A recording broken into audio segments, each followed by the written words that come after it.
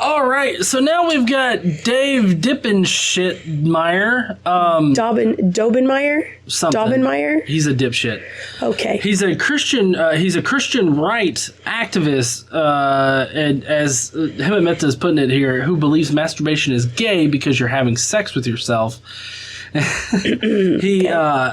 used to be subscribed to his whole Pass the Salt thing, but I mean, I never watched it. I mean, Right Wing Watch has like somebody dedicated to listening to his bullshit. Yeah, and they take clips. Yeah, they do. Mm-hmm. So this is Dave Dubihauser talking about how Billie Eilish is being used by the devil to steal our kids. Billie Eilish, 365, 451 million views. You see that, folks? The devil is out of the bottle. Fuck her and her success. I know. Holy shit. He's so pissed off that he doesn't have 340 some odd million people watching his shit every day. Maybe he should try a different hat. He should just try a different, I don't know. Everything. Yeah. He's out of the bottle, and our children are watching it. You with me? You understand what's going on? Do you understand why we're playing patty cake in church and arguing over the rapture and not the rapture and over once saved, always saved, while we're inside the church fighting back and forth over meaningless drivel, over Hebrew and hermeneutics and end-time theology? The devil is stealing our children. 451 million views. I don't know how views equate with the devil stealing children. Or why he thinks only children are watching or listening. Yeah. I guess children could be listening to Billy, but also that's just the YouTube views. Like, that's not counting, like, radio station plays and, like... record sales. Right. I don't understand. Hey, I feel like he's just pissed off that he doesn't get that many views. Some 14-year-old girl. Now, I'm going to ask yourself this. Do you think she did it on her own? You think Billie Eilish came up with this idea on her own? Do you think this imagery and these songs and these videos, you think she just kind of did it on her own in her basement like me? I mean, I hope she's not in her basement like you. No. Her production value is a little bit better. Yeah, it's a lot better. She's probably making a lot more money. I doubt she even has a basement. She might. I don't know. Also, why are you living in the basement? Probably his studio's in the basement. Oh, you think? I don't know. When we get a house, we're going to have it on the second floor. Well, yeah. But it would be good to have it in the basement if we had one, because the sound, it would be... I don't know. I guess it's fine, but it's kind of weird that you put that out there. Yeah, and do you think she did it on her own? I don't know. Maybe she had friends. Maybe she had inspiration from other artists. Maybe a lot of times you'll hear artists or actors or dancers or whoever say, oh, when I was growing up, I idolized whoever, in their same industry. And they kind of you can see hints of that in their music or their dance or whatever. So I don't know. Maybe she had some inspiration or some help, but did she do it on her own? Well, of course. So her raw talent, she did on her own. As far as, like, is she the songwriter? Maybe. I don't really know. Yeah, I don't know if she wrote the song or not. I don't know if she wrote the song that he's talking about, which I'm guessing he's talking about the bad guy, most likely. Thing.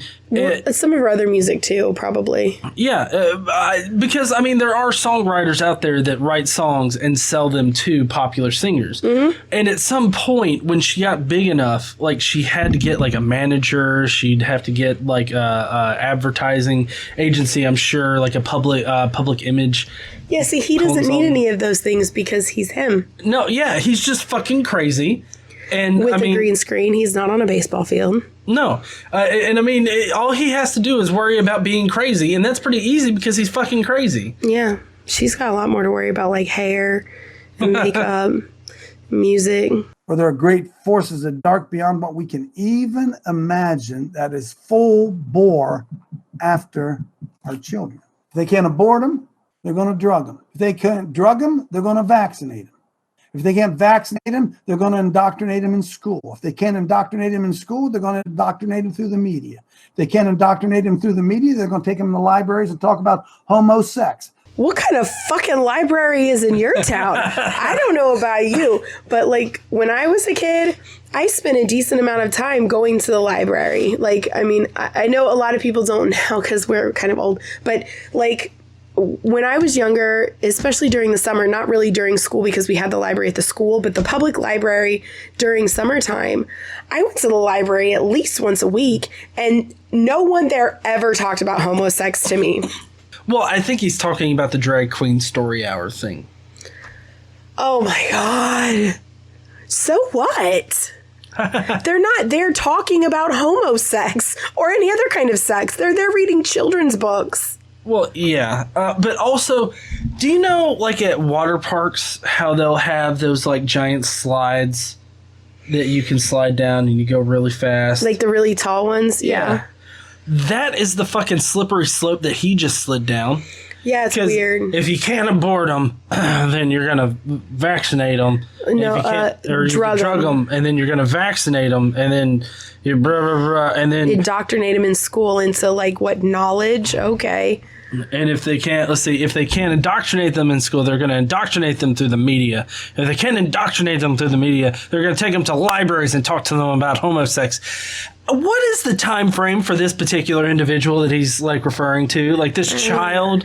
Because like he goes abort and then drug and then vax and then indoctrinate them in the school. And then assuming they go through the school and they can't indoctrinate them, then it's the media assuming that they're like at least 18 or out of high school or something like that. Yeah. And then if the media can't, and then now they're going to libraries and they're learning about homosexuality. I would hope that you would learn about sex ed like in maybe high school.